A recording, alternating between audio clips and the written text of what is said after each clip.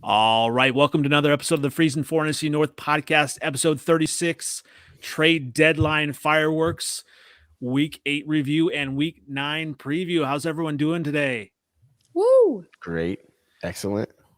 We are joined again by one of our Vikings guys, Dave. And where can everyone find you? At Viking Dave 18 is my Twitter, at least until I get the suspension again. I'm sure it's coming eventually. I talk too much. Well, I mean, in win and loss, maybe. Maybe if you keep winning, they won't be able to block you. That's all I can do. The haters are gonna keep me down, so I gotta keep. Isn't Elon rising. Musk like not blocking people anymore? That's. Something? I hope that's what's happened because I got suspended like 2 weeks ago for a week. For just What dumb, did you so. say? I said, listen, that's irrelevant. I just said I was Okay. Listen, I just said I was gonna punch somebody. Like that's the worst thing in the world. Like really? Like come on. What a way to start this week. Dave talking about punching someone, and Shelby, where can everyone find you? You've got some exciting news on your clothing line too. Yes. So my Twitter, Instagram is just Shelby Tweten, which is my name. I believe it's down below. And then the clothing line is Aries Archive. My exciting news is we just did a custom order for Adam Thielen's wife and their daughter. So we shipped that out today and very excited for her to see it and wear it to a game. And it's big. Yeah, and this awesome. could be a big week for him as well. We'll get into that a little bit later, but also welcoming in again, John from Detroit Podcast. How are you doing? Oh, it's okay. Even though we traded a 25-year-old tight end entering the prime of his NFL career, it's okay. General Manager Brad Holmes talked to us today, so it'll be interesting to recap how everything's been going with the Detroit Lions. Not trying to be sellers, but actually being sellers with a 1-6 record. Well, and a team that I thought was going to be a seller, my team, the Bears, NFL outdated, obviously some big trade news as well, but we'll get into that. And we should be having Dale from Average Cheese hopefully joining us for some interesting Packer talk coming up. But let's just get into kind of the Lions and what happened, John, this past week in week 8 versus the Dolphins. Yeah, it was really a tale of two halves. The first half, the Lions came out and broke their offensive slump. If you recall, they hadn't scored a touchdown in a couple games. They come out and score 27 points, moving the football very well. Well, they go into halftime, and such is the case when you have a football team that struggles. They can't play complementary football on two sides of the ball. The defense struggled mightily right from the get-go, allowing Tua and his quick release to handle business. I mean, most teams are going to struggle against Jalen Waddle and Tyreek Hill, but the defense was atrocious against the Dolphins. In the second half, Lions scored 27 points in the first half and a whopping 0 in the second half to go on to their 5th consecutive loss, sending their team to 1-6. Things are just really down for Dan Campbell. The morale that you saw after Hard Knocks is now gone. And as a result, Monday comes and you realize that things are not going to be great for the Detroit Lions, the potential to be a seller and eventually trading TJ Hawkinson. So it's not been a good week here in Detroit. Well, and didn't they fire us, one of the coaches as well? Yeah, absolutely. After the game, when you have your defensive backs really struggle, and Tyreek Hill and Jalen Waddle obviously are two of the elite wide receivers. Seeing them in person in the press box was amazing. Their pure speed. Anybody's going to have a difficulty. But what actually happened was Dan Campbell, after the game, told reporters the game plan going into the game was to jam the receivers, try to disrupt their timing, be a little bit more physical with Tyreek Hill and Jalen Waddle. But it didn't happen. For some reason, if there was miscommunication, if for whatever reason, the defensive backs were not able to disrupt them in any kind of way, and said that the defensive backs couldn't execute the game plan at all. So that kind of sent red flags a little bit, talking about, wait a minute, how do you have a game plan and it's not executed in any kind of way? And it cost Aubrey Pleasant his job, fired on Monday. And now Brian Duker will take over and run the defensive backs, which is a little concerning too, because Jeff Okudah had played well this season. His position coach is now gone. He spoke in the locker room today, actually, and just said that, when a position coach gets fired, you end up wondering, like, could I have done anything differently to potentially keep this position coach, hired with the organization? But things in Detroit, a little bit downtrodden, and it's just tough because you haven't won games. Things are not looking good. Game plans are not being executed. And you realize this football team, nobody really thought they were going to be world beaters, but nobody thought they'd be 1-6 at this point with the level of talent that you have on this football team. So a lot of things are coming into question. And unfortunately, when your record is 1-6, you're a football team that's going to be trading assets. Yeah, and Brad Holmes made that comment of he would have traded Hockenson regardless of the record, but I mean, he has to say that, right? No, he doesn't have to say that in particular because he was challenged the second he comes out. And I understand you have to spin it like you're not, you're talking to the players still in the roster, the veterans.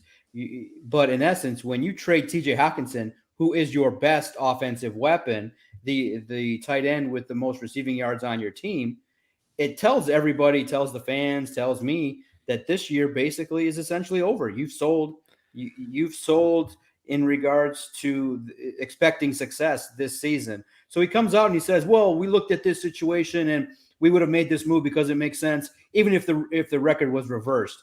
It's not something you're going to say because he was challenged immediately. A reporter said, wait a minute, if you're 6-1 and you're battling for a division title, you're going to trade your best offensive weapon? It doesn't make any sense. So he kind of got caught there, kind of tripping up a little bit. I just think that, in essence, I think he's just been honest and just said that, financially speaking, it was in the best interest of the Lions not to invest 13 to 15 million per season and make TJ Hockenson one of the top paid tight ends at his position. He's just been honest. She said, look, it's a financial decision. We would have looked at this in a certain kind of way. But to say that you would have did it at 6-1 is ridiculous. Nobody's going to do that at this point. But yeah, heck, in Detroit, all we latched onto is we'd love to be 6-1 at any time in this franchise's history. We're sitting here just trying to figure out how to win a single football game. And now you lose TJ Hockenson. The fans are down because this was a former first-round pick. It brings into question a lot of concerns that people had. How does an organization draft a tight end with the pick that high? And then just 4 short years later, he's gone. And this is kind of just another example of why the Lions are one of the teams that always finishes last in the division. You're always trading for picks, but when it comes down to picking the players, there's not a lot of confidence that management and front office is going to pick the right players. Well, yeah, I'm speaking of right players. I had to double check this, but yeah, TJ Hawkins is only one of only 3 players this season to have 175 plus receiving yards in a game. And that just really, I mean, for a tight end to be up there with Tyreek Hill and Justin Jefferson, everyone knows me. I'm an Iowa guy. I'm a TJ Hockenson guy, and I probably will buy TJ Hockenson Lions jersey now that it's on sale. But he's talented. He is talented. And unfortunately, though, for whatever reason, which is very weird here in Detroit, we're trying to put the pieces together. Dan Campbell, a former tight end in the National Football League, his position coach formerly was Ben Johnson, who gets elevated to then become the offensive coordinator. But for some reason, he just wasn't heavily featured. Yeah, he had spurts in moments where he had big games, had the big game against the Dolphins. But it kind of was discussed that, just based on how the Lions offense operates, the tight end is not the first read in a lot of the play designs. So he wasn't just going to be, it just kind of had the writing on the wall that once last offseason passed and a long-term contract extension wasn't hammered out, you kind of had a feeling that Hockenson was going to be on his way out because he's looking and seeking big-time dollars in the neighborhood of George Kittle, Travis Kelce. Now, yes, Hockenson is productive, and I think I'm excited to see how the Vikings and Kirk Cousins and that offense utilize him. The problem here in Detroit was, for whatever reason, his blocking never really got up to par in terms of run blocking, where the comfort level never got there with the coaching staff. And look, everyone kept cordial. Brad Holmes, Dan Campbell were very complimentary of TJ Hockenson and what he was able to accomplish. But sometimes a fresh start's needed. You in Detroit now, you're looking as a roster, you're just looking to tear it down and get as many draft picks as possible. And it stinks when you cover a team that is not really emphasizing winning this year. But all you can do is when the clock strikes 2023 and we can start talking about the draft, we can start looking at a football team with, I think, 8 draft picks, 4 or 5 picks in the top 75 of next year's draft. So you have a real opportunity when you have 2 first-round picks, a couple second-round picks. You have an opportunity to infuse this roster with talent, and you hope that Brad Holmes is serious about really rebuilding a football team. But it's going to be a long haul in Detroit. It's hard to be patient when the football team has finished last place last 5 years in the NFC North. It's really hard to be patient, but that's what they're telling us. Well, and on the other side of that trade, Shelby, what did you think when this trade went down, and how much they had to give up for Hockenson?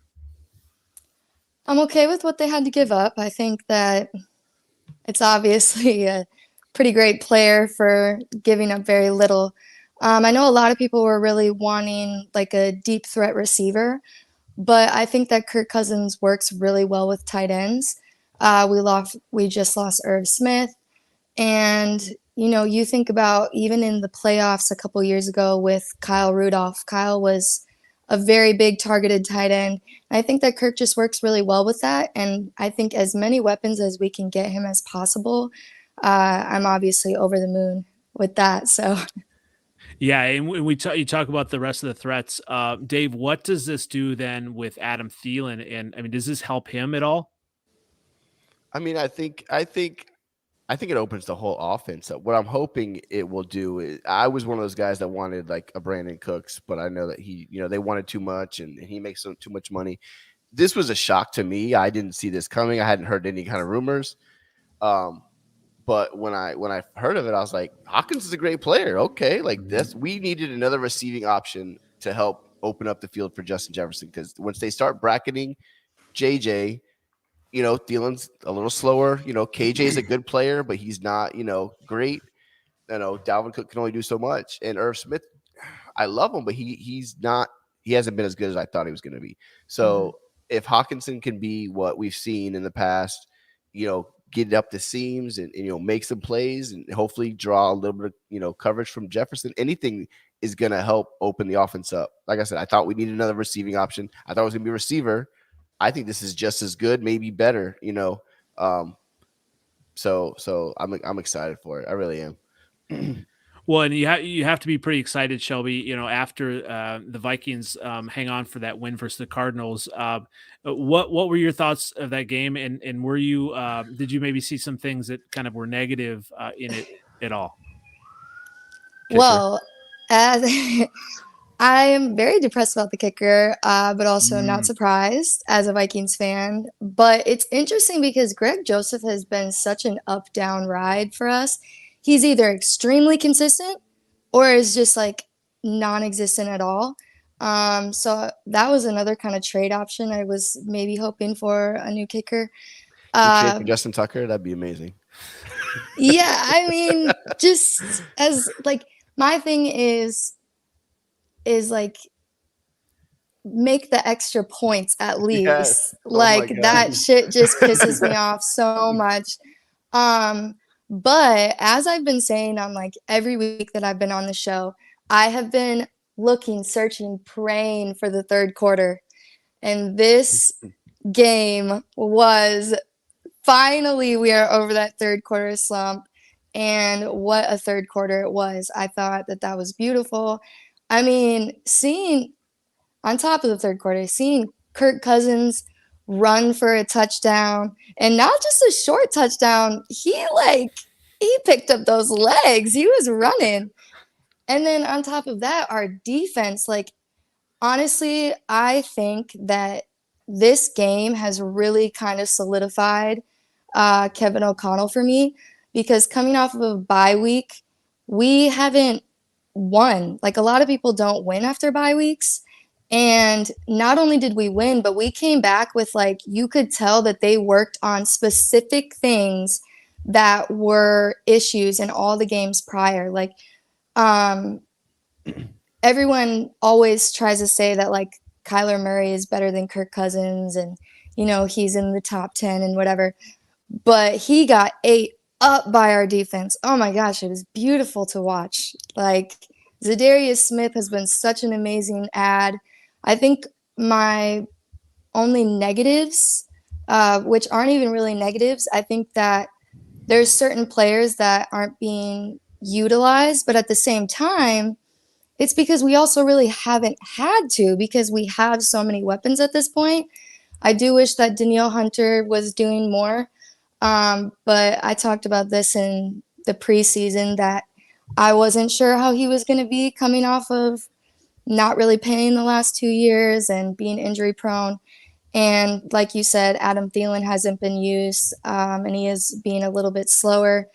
And Justin Jefferson hasn't scored a receiving touchdown since week 1, which is wild to me. And that's, again, why I am very excited about TJ as well, because like Dave was saying, I think that's going to really open up a lot of doors for JJ and kind of draw people away. And hopefully we can see some big explosive moments coming.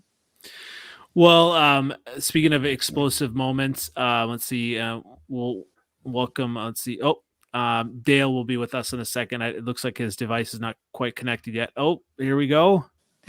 Let's add Dale. How are you doing? I'm great, man. I'm sorry I'm late. Just No like the worries. Packers, I can't get my shit together. So Hey, I apologize. no, perfect timing. Actually, bringing you in then. We just finished up talking about the line or the Vikings win versus the Cardinals, and let's get right into that. Then Packers actually lose their. Actually, have that wrong. It's a 4th straight game, isn't it? Yes, it is. First time in a long time. And so, I live in Wisconsin, so I hear a lot of kind of the chatter and everything. So what are you kind of feeling about this season, and what do you think kind of they can do to turn it around? I don't know. If you only score 17 points in a game, you're not going to turn it around. I just don't know what we can do at this point to make the playoffs. I mean, it's playoffs or bust, right? It's Green Bay. We always think we're going to make the playoffs. So you look at the rest of our schedule and you think, man, these are the games we should have won the last 4 weeks. And now we got to go play teams that are, flat out better than the Packers at this point. So what do we do to fix it? It's not fixed. It's not going to get fixed this year. It's just not. Well, and that's tough. I mean, you kind of look at the schedule, right? And we'll get into this game in a little bit, but I mean, this pretty much for a psyche coming up. I mean, you have to beat the Lions. You have to do some of these things, right? I mean, yeah, and that's no guarantee. I don't care if they have the worst record in football. The Lions can score points, and the Packers just can't. So yes, we got to beat the Lions. We got to beat the Bears. We got to beat teams that we think we can beat. It's been a long time since I felt this way, where I have no idea going into any game what's going to happen. I mean, you have to play perfect football. It's a mediocre team right now, and if you can't play perfect football, you're not going to beat anybody. And I just don't think that's going to happen. Well, yeah, and obviously there was some fireworks at the trade deadline. Were you kind of surprised that the Packers didn't get something done for a wide receiver, or? No, I would be shocked if they ever did do something at the trade deadline. They never do. And I've said it on our podcast, though. You can't be just going all out for this year if you're the Packers at this point. You need a guy like Chase Claypool, even though I don't like him, a DJ Moore, somebody like that. You need a guy that's going to play this year and then into the future if you're going to go out and mortgage, the future now and give away draft picks. And like I said, DJ Moore is the only guy I would have wanted out of the list, and they basically said he wasn't available. So I wasn't surprised. I mean, who else is there? Calvin Ridley, that's a next year guy, and who knows what he's going to do. So there really wasn't anybody out there that I thought the Packers were high on. I heard they were in on Chase Claypool, and the Bears have a more likely better draft pick. So what can you do? So that's true though. Well, yeah. So it's interesting now, and I would have said that absolutely that's probably the case, but you don't know now. I mean, with just kind of the trajectory, I mean, Claypool could add another wrinkle to the Bears offense. And when you look at that, could add something to the offense. I don't know how many more wins they actually get, but when you look at that, so looking at the Bears, right, and they obviously lost to the Cowboys and were blown out, right? But as a Bears fan, I saw a lot of promise there. And there were so many people on Twitter and Facebook that were saying this is a sad day. And I said, no, why? They scored 29 points versus a top team, and the Cowboys are up there, right? And Justin Fields showed a lot of promise. The rushing, the Bears, they had like 240 rushing yards. So that, seeing that, like, it's so interesting, and this can be with the Packers too, but how the narrative can change so quickly. So the Bears went ahead and traded Roquan Smith, and everyone was like, oh, they're horrible. Ryan Poles needs to be fired. And then they trade for Claypool, and they're like, oh, he's a genius. Like everything can change so quickly. And I think just kind of taking a step back as a Bears fan, I know they're not going to be good. I can take a step back as a fan and be like, this is a season that I'm not worried about wins and losses. But the Packers with Aaron Rodgers, they have to be worried about that this year, don't they? I mean, even you kind of seemed a little bit resigned. You have to go for something now, don't you? I mean, the window is real short with Aaron Rodgers, right? But it's not just this year. If he leaves this year or after this year, the Packers are. Can I say fucked on your show? I don't know. Yeah. I mean, the Packers are in a world of hurt. With the salary cap, his salary is a monster going forward. So, yes, they need to do something for the now, but are they going to make the playoffs this year? They're like the 10 seed right now. I mean, they're maybe a game out of the playoff spot. But again, if they're playing the schedule that they do, I don't know. I mean, I understand people saying you need to make something happen right now because Aaron Rodgers is 39 years old. He's not going to be around forever. But at the same time, you don't have a ton of salary cap room right now for next year. I think the Packers are like $30 million over the cap. So then you got to dump somebody else to try to keep somebody else. And you're just, you're playing house of cards. It's a Ponzi scheme at that point. So what do you do? So can I ask a question? What is Green Bay doing with giving him all that money if they're not going to give him help? You like you said, he's 39. It's win now. It's win now or never. They don't have anybody that can make a play on offense besides Aaron Jones. Right. So what are you doing? Like, it feels like I'm happy about it, but it feels like they're not making smart decisions. Like, am I wrong? Well, even if you decide to go away from Aaron Rodgers and you go with Jordan Love or whoever the next guy is up, he needs more weapons than Rodgers does. Exactly. So what are you doing? I don't know. Aaron Rodgers throughout his entire career has made better than average guys look like great players. And maybe that was the idea. We're going to take these rookies and Aaron Rodgers is going to make them into great players in year one. But nobody can make wide receivers who are running the wrong routes into great players. Yeah. And they don't know where they're going half the time. I know you do. You watch all these things on Twitter, you see like 4 Packer wide receivers within like 2 yards of each other. I don't think that's how they called that play. So what do you do at this point? They didn't get him enough weapons. They should have gotten him more weapons. Sammy Watkins, I mean, come on. He ain't it. Yeah. He's never been it, right? No, I know. And now 87-year-old Sammy Watkins is the answer. He looks like he ate somebody. Like he's about 25 pounds overweight. He can't run. I mean, what is he bring doing? back old Randall Cobb? I know. Dale, I give you credit because he's actually been the best one. Yes, and he looks fast, right, compared to Sammy Watkins. Dale, you were one of the few Packer fans in the offseason that we talked to that was like worried about the receivers, and because there were a lot that were like, oh, it'll be fine, and almost a similar situation. I thought the Chiefs would be terrible because losing Tyreek Hill, right? But I mean that goes to show. Obviously Patrick Mahomes and his playmaking ability and how he can kind of move around and just do special things. And Rodgers can also do special things, but and I don't know if it's the offensive coordinator also, or it's just kind of that, Aaron Rodgers' bravado that, oh, I got this, but he doesn't. I mean, it has to be frustrating. He doesn't. He's 39 years old. He looks every minute of 39 at some points in the season. He can't get away from a rush like Patrick Mahomes can. The sidearm angle and that kind of thing. But that requires a guy to be getting open too. No Packers are getting open. It reminds me of like 8-9 years ago when McCarthy was running his offense. It was always the same. Guys were doing the same patterns every time. No one could get open. I don't care who you are. If nobody's open, what do you do?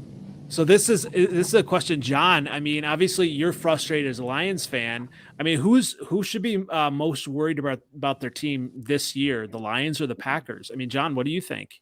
Yeah, it's a real dire situation for both teams. I look at it for the Lions, and it's a real struggle because, it was sold as a rebuild, but I don't think this fan base was ready for a 4 or 5 year rebuild potentially, because here's how it lays out for the Lions. I mean, the Packers, look, no offense, but I'm glad that the Packers are struggling. You guys have been at the top of the division for many years. Enjoy the struggle a little bit. Jesus, you guys are at the top of the division. You guys are acting like you're the Lions or something. I'm sitting here. We're always at the bottom of the division looking at, teams that come in. Every team views the Lions as a get-right game. And so you could easily see all of a sudden the receivers for the Packers figure out how to run routes and figure out, hey, we can get 2-3 touchdowns just that quick against a defensive backfield that has struggled. So it's going to be a situation for the Lions that you never know what's going to happen. But it's a real struggle for Detroit, because you look at a rebuild and you say, okay, Dan Campbell's first year in essence is a bye. You struggle. You move on from certain pieces, and you basically 2021 was a wash. But now you go into 2022 with a little bit more expectation. You have a little bit more talent. You've added Aiden Hutchinson. You've moved on from a couple pieces and added a couple more offensive weapons that have produced at a high level. But then on the other side of the football, there just isn't any progress. There's not enough pressure. The secondary looks lost. So now you go and you say, okay, Jared Goff might not be the answer. Now you go into 2023, you're going to draft a young rookie. In what universe does a young rookie come to Detroit and all of a sudden turn it around? Aaron Rodgers is not going to walk through that door. The chance of the Lions picking the right quarterback is going to be slim, and it's just tough. 50% odds that you're going to be successful. So that means 2023 is going to be a wash too. Now you're going into 2024 with a fan base that is starving. So now here in Detroit, we're looking at the collective rebuild that has happened and said, man, it could potentially be another failed regime. And the owner comes out, Sheila Hemp, last week came and spoke to us reporters, which the owners of the Lions typically maybe speak once every couple of years. And she said, it's a teardown. And she said, we're patient. We're going to do this the quote unquote right way. But this fan base is nowhere near ready to look at that possibility of being patient, especially when you look at the belief that when these Lions have been in these games, just look at the Miami game. You have, even with all the mistakes that were made, you have a 4th down and 2 with one of the premier offensive lines. Go look at that play call. Jared Goff drops back 4 steps and launches a 30-yard pass to Josh Reynolds when their connection all afternoon had been terrible. So here in Detroit, it's just always something that doesn't make any sense. When you should be running the football late in the game, you're ending up trying to take a deep shot on 4th down and 2. Dan Campbell's game management is in question, and there's no guarantee that the Lions offense is going to step up and perform. They could check out because the front office has signaled that this is a sell in 2022. Green Bay has always come in and played the Lions tough. We've had a little bit more success as of late, Green Bay, but this could be 2 football teams that come in and play on Sunday that really are struggling with confidence, and it could be a sloppy football game. First of all, it's easy for owners to say, be patient, right? I mean, they got these, billion-dollar franchises. Oh yeah, just be patient, keep, spending money to go to the games and buying all this stuff. And so it's easy for them to say that. But I mean, you want a winner, at least you want to see some progress. And, that has to be hard because, as a Lions fan, you see all of this talent there, and maybe it doesn't bode well for Dan Campbell in the offseason, because if he's already firing a coach, I mean, they have the talent there. It's just putting it together. Whereas the Packers, because they've got Aaron Rodgers, it's almost like you think you're like, so I'm sure everyone has like a song or, that they listen to in the car, they jam, and you feel like I've got a few, like I listen to Justin Timberlake, right? It makes me feel younger and cooler, right? Every time I listen to it, I'm like, oh, I'm pretty cool. And then I see someone like riding on a bike that's older, listening to it. Everyone thinks they're cooler when they listen to music. All right. So here's where I'm going with this. I feel like the Packers, because they're a flagship franchise, because they're Aaron Rodgers, they feel like they're that much closer than they are. Right. It's like you go to the club and the lights come on. Oh, this is who we really are. Right. Like this is who the Packers are. And they, it's hard to say, but I think, they have neglected things that they just assumed would take care of themselves because they've got Aaron Rodgers. Mm-hmm. I agree completely with everything you just said. Dale's kind of speechless. I mean, he has for years and years fixed problems, right? When we didn't have a defense at all, we'd throw up 40 points in a game, right? I think they really relied on him to, fix holes in this team. And they kept drafting defensive players, right? So, okay, Aaron Rodgers is going to fix our offense. We will draft guys high to fix our defense, and we should be okay. I think that was the idea. They just kept neglecting the offense. I mean, Aaron Jones was a 5th-round pick? I can't remember anymore. So it wasn't like they drafted him high either. I mean, A.J. Dillon was a 2nd. They finally did something this year with Christian Watson, but years and years. I can't remember. I think the last first-round pick that was an offensive player was 99? Jordan Love. But besides Love, because we throw him out, he doesn't count. He's the outlier. But skill position guys was like in the 90s sometime. It was, Aaron Rodgers will fix everything, but Father Time is undefeated, man. I mean, he's almost 40 years old. At some point, he can't fix your problems. You got to have other guys that can do it. Well, speaking of kind of fixing problems, John, you talked about this being possibly a get-right game for the Packers. Dale, conceivably, if the Packers lose this game, what would happen? I mean, I feel like everyone in Wisconsin would, lose their collective mind and maybe drink a lot more. I don't know if we could drink a lot more, but yes, Packers Twitter would just, be like a nuclear bomb. If you said the Packers lose this game, everybody should be fired. Aaron Rodgers should just be let go at this point. Put Jordan Love in there. Bring Samori Toure up. Who cares that he's a 7th-round pick? He's the answer. It will just go to hell in a handbasket if the Packers lose this game.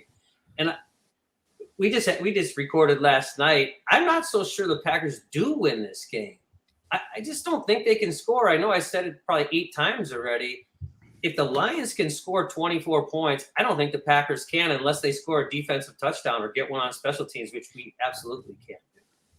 So the strategy might be just simple, like the Lions are, in regards to maybe just giving the ball to Dillon and Jones and really trying to make this a low-scoring kind of game, because the Lions defense, the rush defense, is atrocious. So I would think that, maybe if they look at the film and they see the struggles of the Lions, that you kind of take the biggest weakness right now of the Packers and you just say, you know what, even though, we're paying Aaron Rodgers this boatload of money, just hand the football off, keep the short passes, and, really simplify things in order to kind of beat Detroit. But yeah, absolutely. If they get into a track meet with Detroit, it's going to be probably a long afternoon. So I think probably they're going to hand the ball off quite a bit and see how it goes. But, Aaron Rodgers, when we look at it here in Detroit, we say, just at that one moment when you think he's down and out, then he's going to come back into Ford Field and just light it up. And, sometimes you just get an opponent like the Lions and you get that little extra cushion, you get a little that extra confidence, that first couple possessions, if you can get into rhythm. Listen, Detroit's defense is bad. And I know that we have Aiden Hutchinson, but for whatever reason, Detroit, they cannot pressure the quarterback at a decent rate. It's really unusual. Really below average sack totals, pressure rates, nothing of note on defense. So if Aaron Rodgers has time and can find, any quarterback with time can find his open receivers. So, I'm curious to see how Detroit's defense handles what goes on with Green Bay. But yeah, absolutely. It's not out of the question Detroit's going to win, but I think Green Bay will get right and at least put their best foot forward this week. Because I think, desperation at this point in time, could you imagine the losing streak and then lose to Detroit? Man, Green Bay would really become against it, and the fans would be really, really out of it. Sorry. No, go ahead, Dale. The one thing that I see a lot on Packers Twitter is we're wasting Aaron Rodgers' tenure in Green Bay. Yeah. But you pay Aaron Rodgers to win football games, not to throw for 900 yards and 18 touchdowns, right? So if the right play is to hand the ball off to Dillon and Jones, then that's what your quarterback does. We talked about it on our podcast. Peyton Manning at the end of his career realized that he wasn't the guy that he was, 10, 15 years prior. And the Broncos won a Super Bowl because Peyton Manning was smart enough to realize I need to be more balanced in what I do. I need to hand the ball off to the guy that's going to get me 5-6 yards. And Aaron Rodgers needs to do that too. If he has 190 yards and no touchdowns and the Packers win, that's what you need. You need to right the ship and win, not worry about, throwing for 150 touchdowns. See, I was actually going to mention this when I was listening to you, because you look at Kirk Cousins. We've been talking about this with the LaFleur offense, and, you asked the question a couple weeks ago, who would be better if they switched offenses? You look at Kirk Cousins' stats this year, it's the worst stats he's ever had, right? But it's the best record he's ever had. And it's because he just fell into the offensive scheme and he didn't care about stats at all. He makes the plays and now we're winning. And it's like, it really does come down to, I've always said that Aaron Rodgers is a stat patter. He loves his stats because that's really all he has, right? Like, you think about it, other than his one Super Bowl 12 years ago, he is a stat padded quarterback. And I think that he has too much ego based in it right now. And we've been saying it for a couple weeks. He needs to hand the ball off and he needs to do those short passes, because that's really the only option at this point. If it does come down to he just won't do it, then I think that he's a fucking asshole. I mean, there's just no other way to look at it.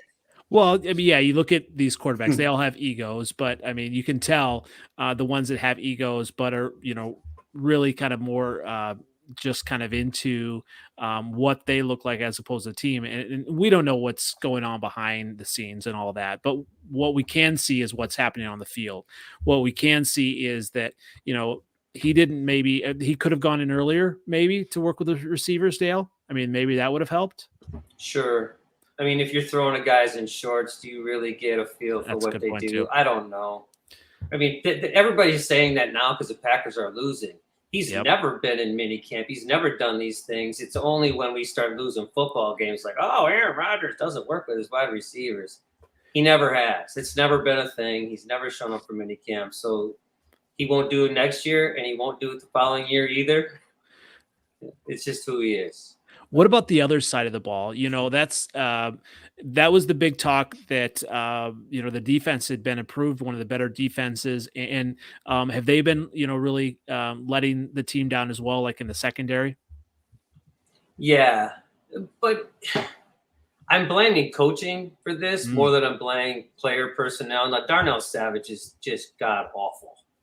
As a first-round pick who has ridiculous physical ability, I think his PFF grade right now is like 82nd or 83rd out of all safeties in the league.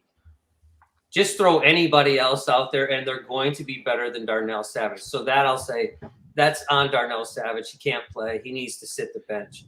But you have Jair Alexander, who's, I don't know, top 5, let's say, cornerback in the entire league.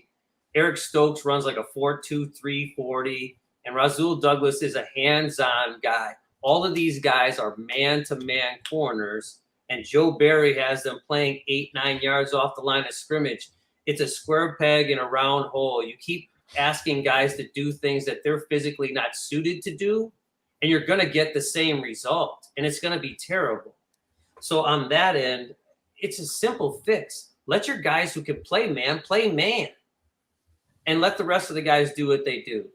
One of the problems, and I said this on our podcast too, for the Packers is the outside linebackers, Rashawn Gary and Preston Smith, are pass rushers. And they run the same route to the quarterback every play. Every play.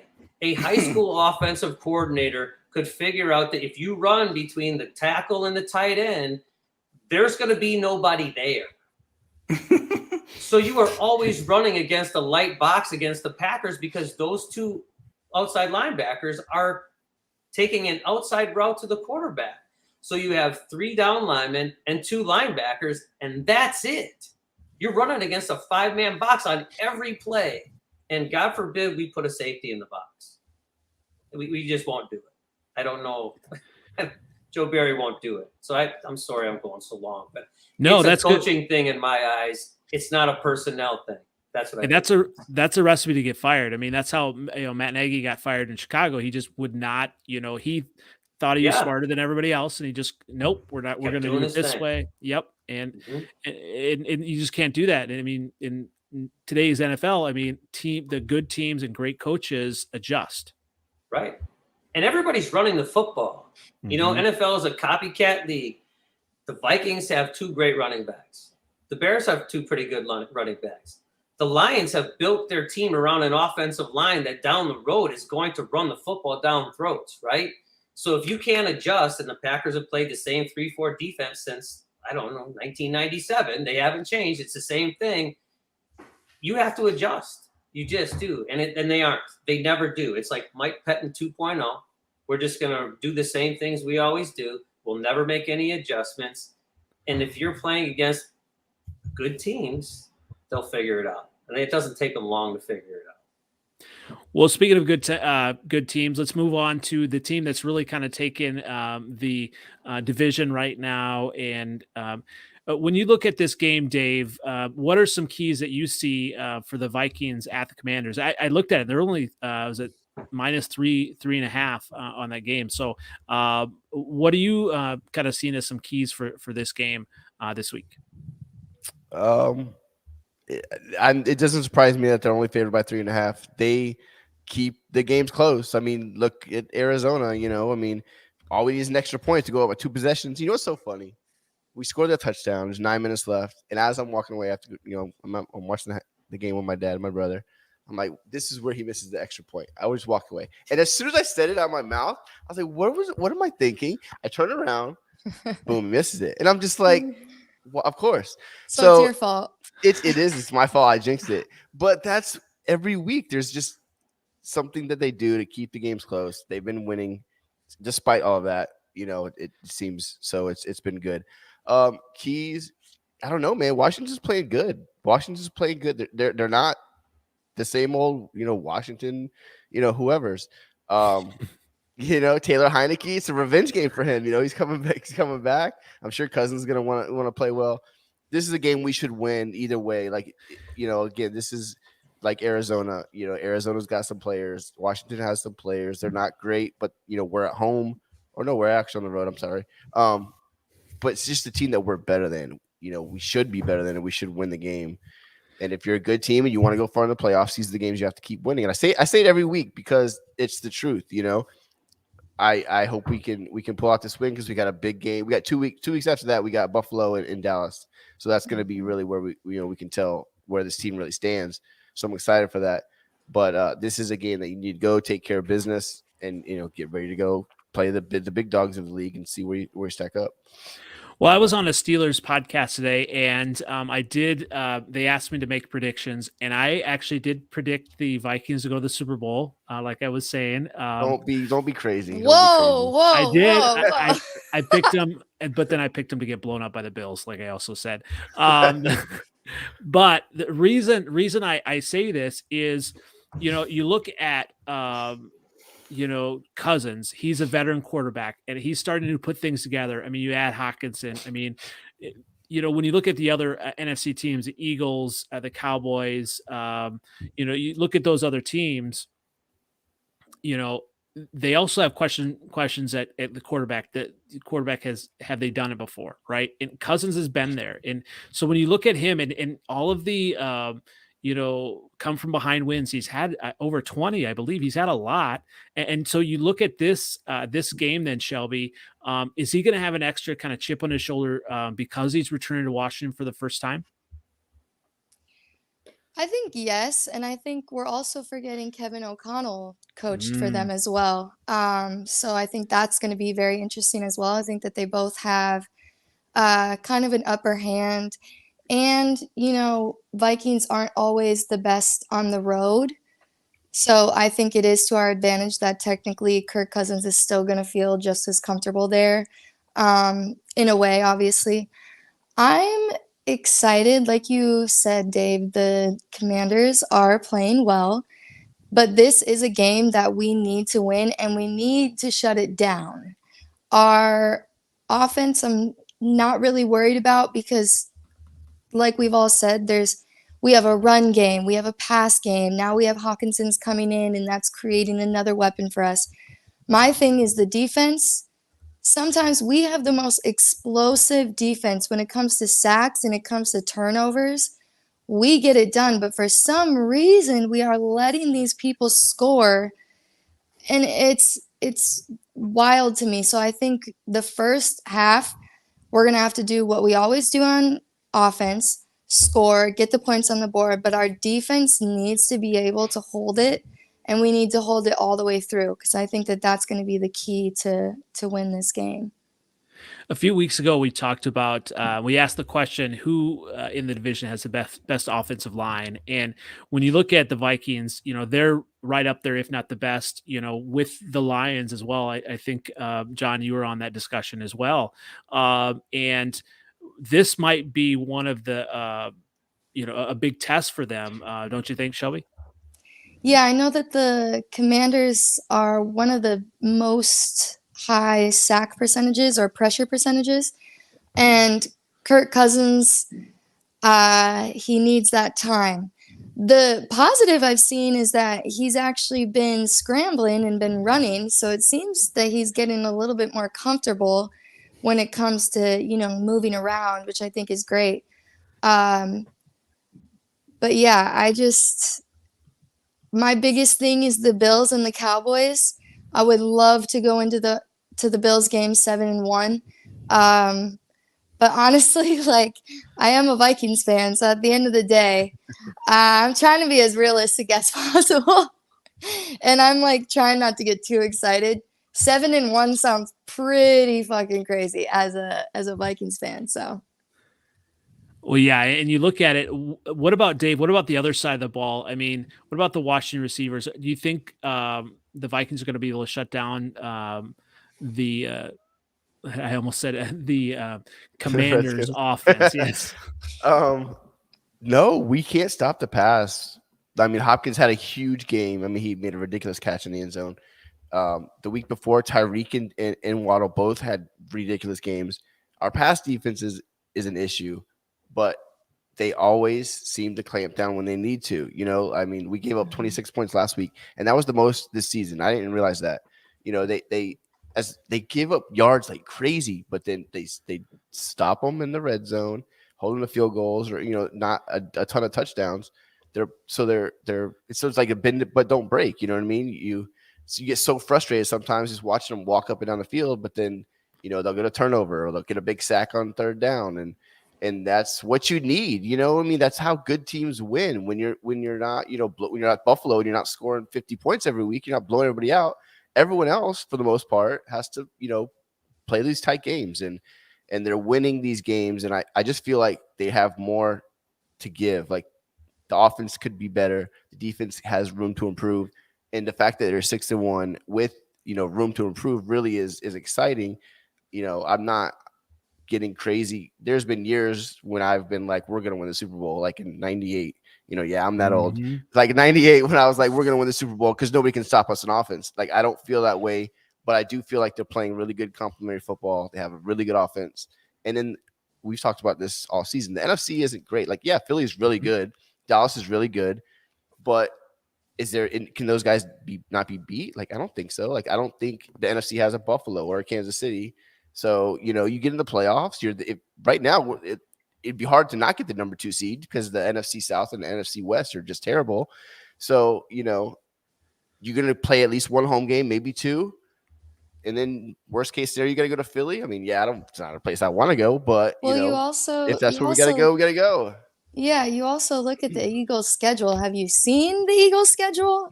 They have for the rest of the season, they only have 2 teams that have a winning record. Like, I feel like it's going to be very similar to the Cowboys in 2016, maybe, where they went 15-1, and then they got to the playoffs and just absolutely choked. Because they haven't really had any real competition, and the rest of their season is like embarrassing. I think the only people that are really good is the Cowboys, and then the Titans have a winning record, but like, let's be real. So I think that's really playing into our advantage, and it is very interesting because the NFC is, if we were to make it to the Super Bowl, I think the AFC is still so dominant. But hey, if we're there, we're there. Kirk KOC Cousins is Ted Lasso. That's actually funny. Gotta believe. Gotta be curious. Gotta be curious, he says.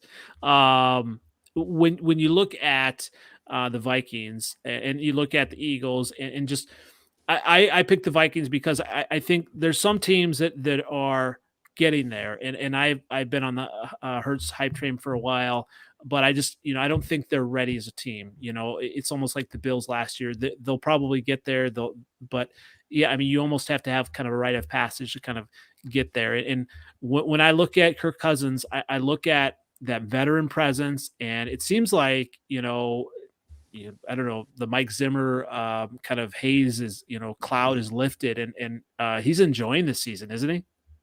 He seems to be liking it more. I think the whole team. I think the whole Zimmer at the end. I'm not going to talk bad about him because I love him. He was a great coach, but towards the end it was toxic. There was just issues. It is what it is, and it's sometimes you just need a fresh start. Like Andy Reid got fired from Philadelphia. You know what I mean? Like, he's a great coach, but sometimes you run your course. And I'm not comparing Zimmer to Andy Reid. I'm just saying great coaches sometimes just you got to get somebody else in there. And it seems it's been really exciting. Kevin O'Connell and those guys have really turned the team around. When I wasn't sure how it was going to turn out, and it seems like they're doing the right things, and it's exciting to see.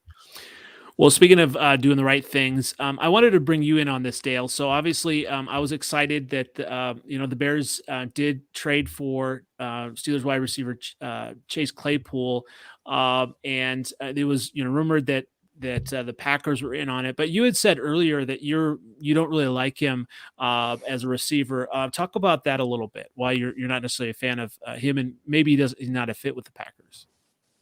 Well, he wouldn't have been a fit with the Packers because he's a big body guy. He's Alan Lazard. That's what I saw in him. He doesn't really get open. He's able to make contested catches. There's a stat somewhere like what percentage of contested catches you've made. The reason you're making contested catches is because you can't get open. And that's who I think Chase Claypool is. We don't need another guy who can't get open, and Rodgers has got to throw it into his shoebox, or Jordan Love, or whoever the next quarterback is for the Packers. I also think he's kind of a bitch, and I don't need any of those. Like, we don't need those guys, on our roster. You already have one, right? Yeah, you already have the biggest plenty. one. We got plenty of front running bees on our team, so we don't need another one. I worry for the Bears that Claypool is kind of a cancer to a young team that's going to grow. So no, I was never in on Chase Claypool. I'm glad the Bears got him. I mean, they got him for free though, right? Because they dealt Roquan Smith for a 2. They gave away a 2. They got rid of Roquan Smith's contract. So basically they got Chase Claypool for free. And I mean, good on him for that. I just don't think he can play. I don't think he's a great player.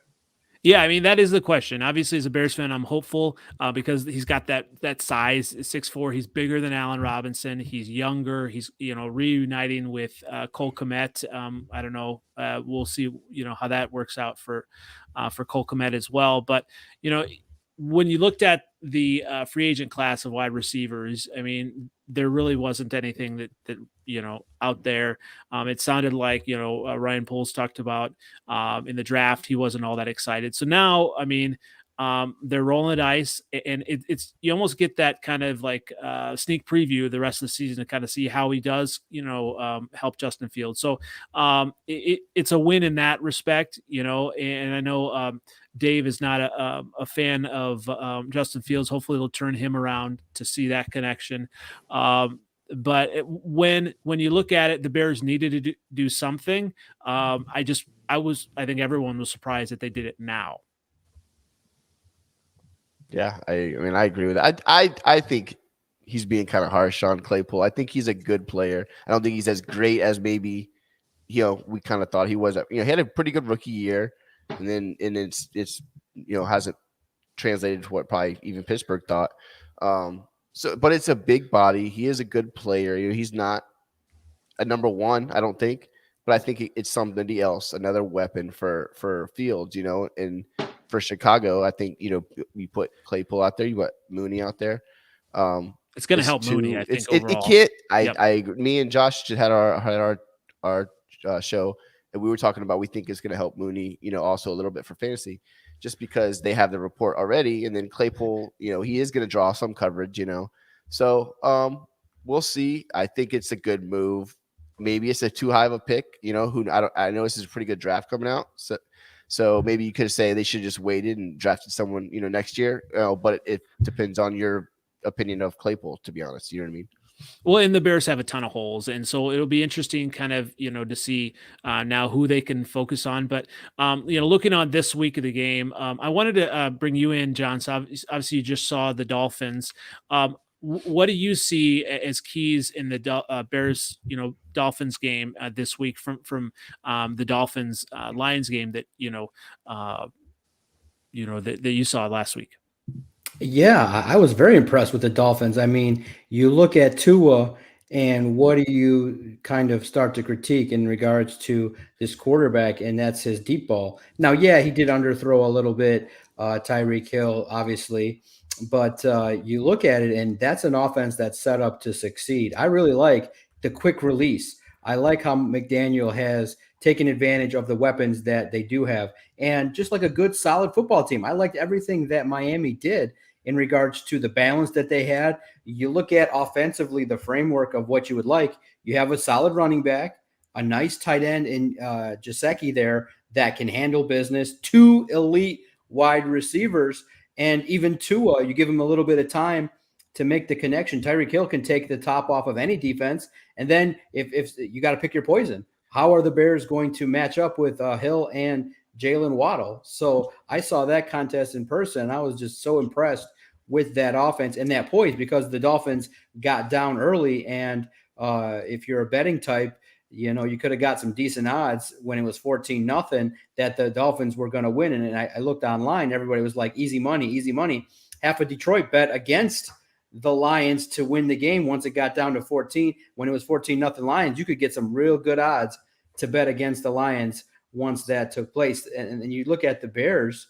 I'm also looking at a football team that's rebuilding. Now you see what they're going through. They got the rug pulled out from under them right in the middle of the season, losing two key defensive players. I mean, wow. Can you imagine you're a teammate and you're doing just a regular media session and you find out that your mentor and one of your top defenders is getting traded, and then you're just like, okay, fine. Roquan Smith going to the Ravens. My God, that's just amazing when the rich just get richer. So I think it's going to be pretty much a contest that I favored the Dolphins to win. The Bears are nice. They got a solid football team, but they're still young. And if you're Justin Fields, I always wonder, these quarterbacks, when they get into the league, these young quarterbacks, and they play behind a shitty offensive line, how do you go out there week in and week out knowing your livelihood's on the line and you're going to get pummeled? I think that, it's a good matchup for the Bears in that the Dolphins don't really bring a significant amount of pressure in regards to what they do on defense. So I think this is a game where Justin Fields can get right and continue to operate and develop. But that offense, needs more weapons. You add one, but you need significantly more weapons. So I like what the Dolphins are doing. If they play and execute well, I would favor the Dolphins. Yeah, absolutely. And you look at the game plan, the Bears have been, over 200 yards. They continue to do that. But when you look at the stats, the Dolphins are giving up, I think, less than 100 yards per game. So that's going to be an interesting thing. The Bears might have to change their game plan a little bit and maybe rely on, throwing the ball. But who knows, just like TJ Hawkinson coming into the offense, who knows, how much of a role Claypool's going to have. Throw it up to him, catch it. We'll see if, but that would be the opportunity for the Bears to, at least get some points. I don't know if they're going to win, but get some points because of the Dolphins, their secondary has been sketchy so far. And so it'll be interesting now. Just it's been such a swing with the Bears, like, oh, we're giving up on the season. Oh, maybe we're going to do something. And so I just want to see, some positive steps offensively. And it'll be interesting. I like our secondary. I want them, just like versus the Vikings, I want them to learn versus some of these top receivers, and that's really all I'm seeing. And I don't think the Bears are going to win. Hopefully they at least keep it close. Yeah, it's a real interesting contest. You look at these teams in the NFC North. I really did have a comment about the Vikings. If the Vikings end up in the Super Bowl, that equates to me in like 22 minutes winning the Powerball, winning $1.2 billion. You guys just completely ignored the NFC West. I mean, the Seahawks with a great running game, the 49ers making a great trade. You guys thinking the Vikings are going to win a couple playoff games. Well, let's just hope the Vikings don't play in primetime, because Kirk Cousins ends up looking like Jared Goff in these primetime games, and freak things happen. I seem to recall a season where you guys had darn 14, 15 wins and couldn't win a playoff game there. I think a late that's our life. That's my entire lifetime. That's yeah, exactly. That's why I'm not the one saying Super Bowl. That was him. Me neither. Yeah, Me neither. Exactly. Don't worry, we've been through too much heartache to exactly a lot of heartache with the Vikings, especially with good seasons and Randy Moss and things like that. Pump the brakes, but man, it's a good start though. When you look at the Vikings to be at top of the division,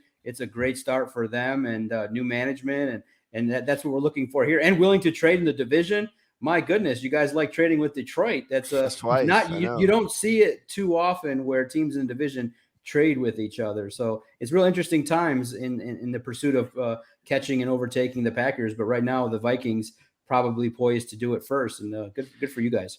So here's why I don't trust. Obviously, both Seattle and the Niners, they've got quarterbacks that still have a lot to prove, right? Geno Smith is doing a ton. So, but then when you look at the defense, Seattle, I don't know defensively how many points they're going to give up, right? And the Niners, they're getting right. They've got good pieces, but obviously it's easy for me because I don't have anything writing on it. I do see the Vikings, and it is, my son actually said, he made a comment. I was telling him that I was picking the Vikings to go to the Super Bowl, and he's a Packer fan for you, Dale, living here in Wisconsin. And he said, all right, now say that again. The Vikings are going to go to the Super Bowl, and look in the mirror and try to keep a straight face. I don't know. That kid. I don't know. I mean, I like the 49ers personally. I think they're a solid team. They made a nice trade. McCaffrey's good. They run the ball. That's not a team I'd want to play in the playoffs. They have Seattle. I don't trust them at all. Geno's playing well, but I don't. Their defense isn't that good either. The 49ers could be a problem. That's why I hope that they lose. I wanted them to lose last week. I think the Rams are not that this isn't their year. So I was hoping that I'd like to see the 49ers get knocked out because I think that they could be a problem for somebody. Yeah. Dale, I'm going to let you have a last shot here. Well, hey, so the Vikings. the Vikings get to the playoffs, I mean, do you trust them over the Niners? Because obviously you've seen the Niners in the playoffs. They just way seem to too have often. something about the playoffs lately. So, Dale, do you trust the Vikings in the playoffs? I don't trust Kirk Cousins in prime time and in the playoffs. I think if you look at the NFC and you look at Philadelphia and you look at Dallas and you look at Minnesota, I think with Dalvin Cook and JJ as a wide receiver, I think you have two stars in the making. And I think that would be the reason that the Vikings come out on top, is they have playmakers. Whereas like Philadelphia has a bunch of guys, Miles Sanders is fine, Jalen Hurts is fine, but no one that makes you go, wow. Like Justin AJ Brown's Jefferson. pretty nasty, man. AJ Brown's a beast. He is. He's a good player, but he's not Justin Jefferson. No, I agree, but he's still. And yeah, Miles he's still Sanders really isn't Dalvin Cook. When healthy, I think Dalvin Cook is one of the top 3 guys in the league. I agree so with I that. think that at the end of the day, they have the best offensive skill players. The Vikings do. Can they do it in the cold, or will they? I guess that's one of the questions I have. And can Kirk Cousins just get out of his own way and get the balls to guys that can play? If he can, I think they do have a legitimate shot of playing in the Super Bowl. Then they can stop raising like the NFC North champions 1995 banner. They actually put a banner up there somewhere. In the Vikings may not have to play in the cold, right? I mean, that's what I'm hoping. I'm hoping that this is what we need to have: stay number 2 seed, maybe get number 1, but I don't know how Phillies have to lose a couple of games, and then have somebody knock off Philly. Like Dallas could go in there, San Francisco. Now we got a home game, an NFC Championship game, and you know what? Let's do it. If you could tell me before the season we're gonna host the NFC Championship game, let's go. Yeah, that's a team made to play on turf in good conditions, right? I said that about the Packers forever. Oh, we need home field and play at Lambeau. Fuck that. No, we don't. We need to throw the football over the place. It can't be 10 degrees. We weren't built for the cold. I'd rather play on the road, and I think the Vikings are the same way. I would say maybe the Lions could kind of rent out the stadium in the playoffs for fellow NFC North teams, right? Yeah, absolutely. They're trading star tight ends and might as well rent out their stadium. Be the only time they get playoff games. That's the only time we can see playoff games. Very smart, very wise. Well, this has been fun, everyone, tonight. So, Dave, where can everyone find you? At Viking Dave 18 on Twitter until I'm suspended for something stupid, and the fantasy show Once Upon a Sunday fantasy football show podcast. Shelby, where can everyone find you again? At Shelby Tweten, Tweten, not 2 E's. I know a lot of people probably get that wrong. And then Aries Archive. Looking forward to seeing any pics that you have of your guy Adam Thielen, his wife, right, wearing. Yes. Yeah. Oh yeah, I'll be posting it all over when she posts it. And welcome again. Thanks again for coming, John. Where can everyone find you again?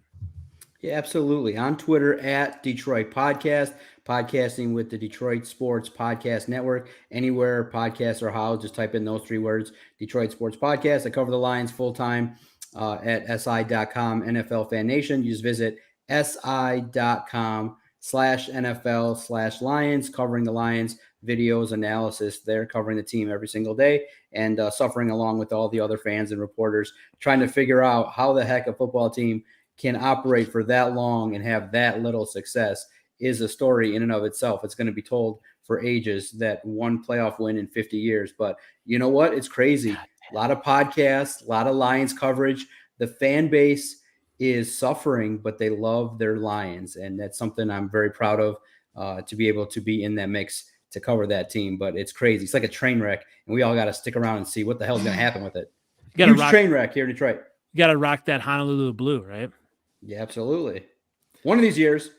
And, one of these years, the Packers will have a below 500 record. But this year. Thanks again, obviously, Dale, for being a great sport and joining last minute. Where can everyone find you again? You can find our Average Cheese podcast on Spotify and all the places you want to listen to a podcast. And if you're NFC North fan, it's probably the best time to listen to our podcast because we're crying and bitching about everything. We're complaining about our shitty Packers for the first time in a long time. And you can find me on Twitter at AVGCheese. And I am NFL Outdated. Once again, like, subscribe, comment, all that stuff. Thanks for everyone for being here. And we'll see everyone next week. This has been the Freezin for NFC North podcast. Thanks again. Woo, skull. Go Pack, go. Thank you guys.